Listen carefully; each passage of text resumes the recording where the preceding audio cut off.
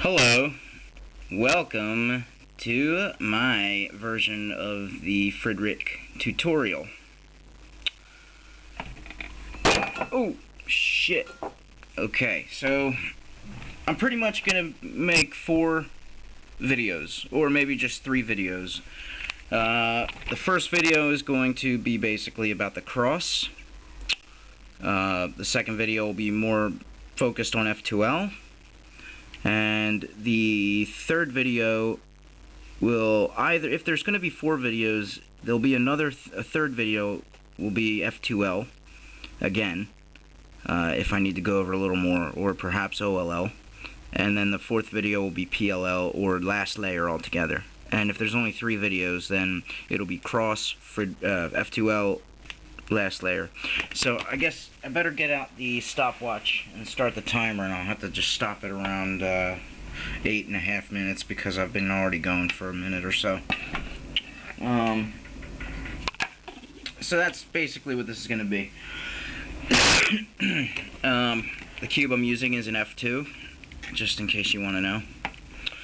And here we go. So basically, not going to be very good at teaching Fridrich necessarily, so I'm just going to go over some cases of certain situations of maybe how I would do the cross. The cross is probably the easiest part of Fridrich. So I've scrambled the cube, and we'll just do the cross on white. Okay, not to confuse anyone, because most people use white. However, if you do want to become color neutral, and if you're not already color neutral after using beginner's method, which most likely you aren't, now is the time to start. If you're switching to Fridrich, you're still kind of new in the cubing world, now is the time to start practicing making cross on different colors. Because as you grow into cubing and get better, it will be harder. It's like speaking a different language. It's a lot harder to learn a language after you've been speaking English for so long. So it's a lot harder to learn a new color after you've been doing white for so long. So start now. Do it now. Okay, so let's get into it. My first cross case. Let me just see if I can't make this a little bit easier to see. No, that's worse. Okay. So, first cross case. We notice the green piece here. I notice the red piece under here. I have orange and blue is right next to it. So these two are here. And then the red and green are here. Now, the first thing you want to do is memorize your color scheme. If white's on the bottom, you know yellow's on top. If red's in the front, orange is in back, blue is going to be to the left, green is to the right. Memorize this. These are the colors you want to focus on. You want to forget your top color, which is yellow. Just forget about that. You want to pretend like these pieces are not there.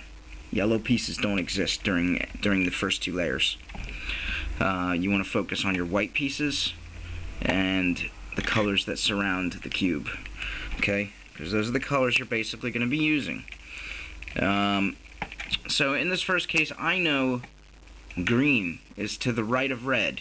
You want to always try to make your cross as efficiently as possible. In the beginner's method, you go placing 1 piece at a time. You don't want to do that. Basically, you want to set your cube up to where you can just pop those pieces in anywhere they are. Don't worry about what color they're on, as long as they're relatively correct to each other. As long as they're relative to each other and correct in color scheme, you can easily do a D move, which is where we're going to be doing the cross, by the way, in the down layer. Don't do your cross on top anymore. If you do that, stop. Don't do it. Just don't do it. It's going to suck for a little bit, a couple weeks maybe. I hated it. I hated trying to do cross on bottom. But believe me, it will become important as you get into look ahead and whatnot. Because you're going to start needing to look at your pieces around the cube as you're building your cross, which is very hard. So you need to practice now. Build your cross on the bottom. So I know green's to the right of red. And blue is all to the left of well, to the right of orange, really, depending on which way you're looking at it. If you're looking at it from orange point of view, blue's going to be to the right. So in this situation, what I would probably do would be, we want to orient these pieces, okay, to make them easier to place. So what I'm going to do, I would first pop up blue. I would put it on blue. So that way, when I'm over here, I can put this red where blue is. Now watch, why? Because green's to the right of red, right? So that popped this blue up, and it put the red on blue. Okay, now as I put this green down right next to red, which is where it goes, to the right of red, then when I do my D move, this blue can come straight down. Okay, now with the orange we have back here, that's still unoriented. So what we're going to do is we're going to go ahead and put it on orange. Okay, and then we're going to fix our cross by doing a D move, which aligns green and red on their colors. So now all we have to do is F prime and R2, and that places the orange and blue. You want to try to find these situations. You want to try to set these up so you can do your cross very easily. You always want it to be in less than 8 moves, or 8 moves, whatever. 8 moves or less. And now, if we were going into F2L, we would use this edge to our advantage and make a pair here. But we're not doing F2L, we're doing cross. So I'm just going to scramble up.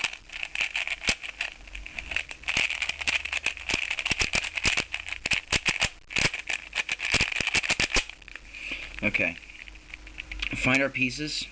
Orange is here, red's here, green's up top here, and blue is here on blue. Now, so blue's lined up with blue, okay? Red is also here. So when we put blue down, it's going to pop red up to the top, and it will be oriented correctly. Orange is already on orange, so we can save that if we need to. And as we put orange down, we can use that to orient green and place it. Okay, and I'll show you how. So we'll keep it faced this way for now. So we'll put the blue down, okay, and that oriented our red to be in the top layer here. So we'll put the red back here where red is, and we'll put it down. Okay, so I know blue and red are down on their colors. Okay, I know it's a little bit hard to see. This is just a bad setup that I have here. Okay, now what that did was it brought, as we moved red over, it brought green on top of orange. And how we're going to use that to our advantage is as we put orange down, green's going to be lined up, and we can just put that down. That was very few moves, very easy cross, and it would be executed very quickly. Alright? Do another example or two, and we'll be moving on to the more important things.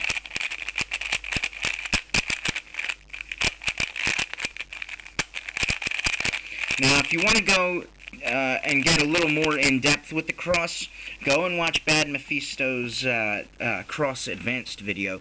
He really gets into detail much better than I can do. You know, because I know what I'm talking about. I may not be portraying it to you as well as I should. So here we have, this will be the last example. Here we have our orange piece, green, blue, and red is down on white. So we can keep red on white, and what we'll do is a D2. Hold on. Yeah, we'll do a D2, allowing the red to be put onto red, back in the back here. And what we'll do is we'll bring orange over to orange. So what's going to happen here, that brought blue back here, and it's oriented incorrectly. So when we put our orange down with an F2, it's putting the green on green, so we can just bring that down with an L. And now we come over here, and our blue is ready to just shoot right in. Bam. It's a pretty easy case. So these are just a few examples of how you can do your cross.